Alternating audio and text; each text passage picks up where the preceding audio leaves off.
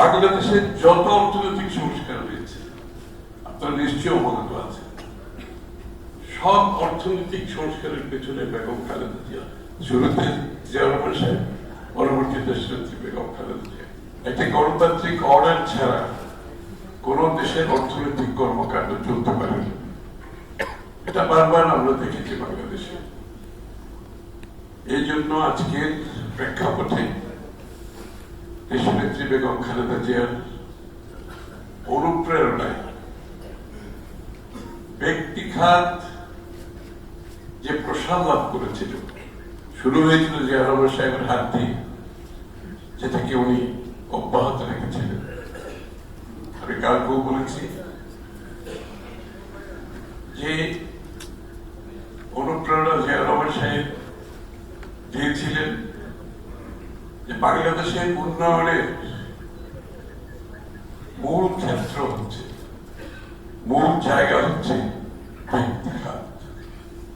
Private slogan ছিল private sector lad growth, this was the slogan.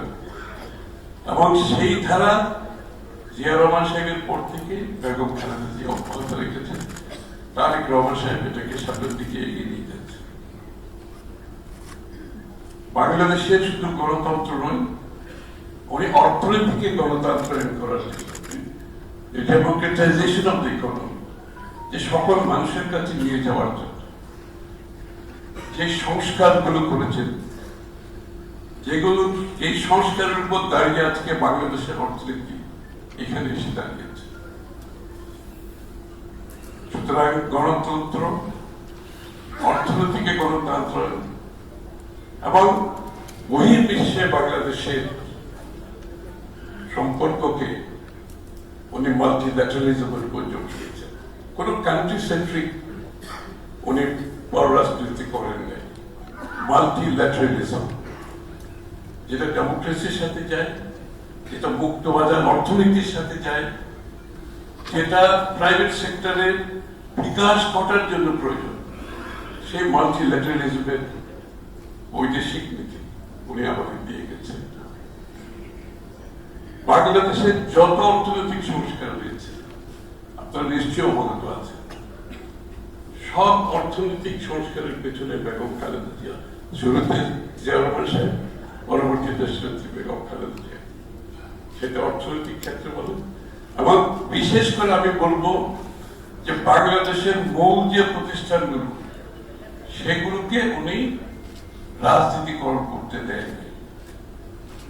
আমি example হিসেবে বলতে পারি, বাংলাদেশ ব্যাংকে কোন রাজনীতি অ্যাপয়েন্টমেন্ট হয় নাই কোন সময়, সবাই ফেলে, কোন সময় ফেলে। সিকিউরিটি অ্যান্ড এক্সচেঞ্জ কমিশনে কোন সময় রাজনীতিকে অ্যাপয়েন্টমেন্ট উনি করতে দেন। যে কারণে বিএনপি যখনই ক্ষমতায় ছিল, শেয়ার বাজারে কোন সময় প্রশ্নবিদ্ধ হয়নি। আপনার ফাইন্যান্সিয়াল ইনস্টিটিউশন গুলো আজকে যে অবস্থা, তার কোনো কিছুই ছিল, সকলের অ্যাক্সেস ছিল, এবং উনি পার্টনারশিপের মাধ্যমে দেশ গঠন করার যে চেষ্টা করেছিল। এমনকি বিরোধী দলে গিয়ে পোস্ট শেখ হাসিনা বাংলাদেশ দেখতে কিরকম হবে সেটা ভেবে উনি 31 দফা সংস্কারের প্রস্তাব করেছিলেন। ওনার মৃত্যুর 8-10 বছর আগে 31 দফা সংস্কার, যার মধ্যে অর্থনৈতিক সংস্কার বিশেষভাবে উল্লেখযোগ্য। তখন কিন্তু কেউ সংস্কারের কথা বলে নাই, বাংলাদেশ চিন্তাও করে নাই। উনি তখনই বলছে হাসিনার পরে বাংলাদেশ কি হবে, এই দেশ কোথায় যাবে, কোন দিকে, কোন ডিরেকশনে যাবে। 31 দফা সংস্কার করে গেছেন। তখন উনি আসলে ভিশন 2030 করে গেছেন।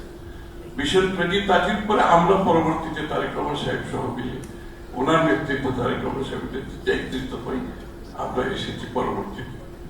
সুতরাং সার্বক্ষণিক এই দেশের মানুষকে নিয়ে, এই দেশের বিশেষ করে যে এই দেশে যদি বিনিয়োগ না হয়, এই দেশে যদি ব্যক্তি খাত যদি শক্তিশালী না হয়, তাহলে যে অর্থনীতির কোনো ভবিষ্যৎ নাই, উন্নয়নের কোনো ভবিষ্যৎ নাই, এবং যে জন্য বড় বড় সংস্কার করে গেছেন ব্যক্তিঘাতকে প্রাধান্য দিয়ে।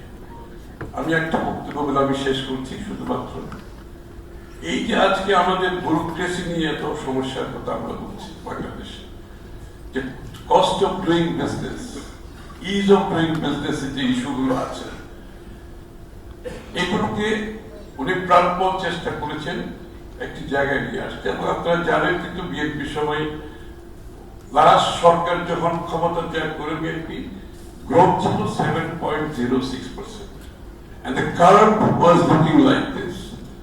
ওই ধারা অব্যাহত থাকলে maybe we should be growing at double digit today, হয়তো ওই ধারা অব্যাহত থাকে নাই, আমরা গর্তে পড়ে গেছি, এখন গর্ত থেকে আপনাদেরকে উঠে আসতে হবে।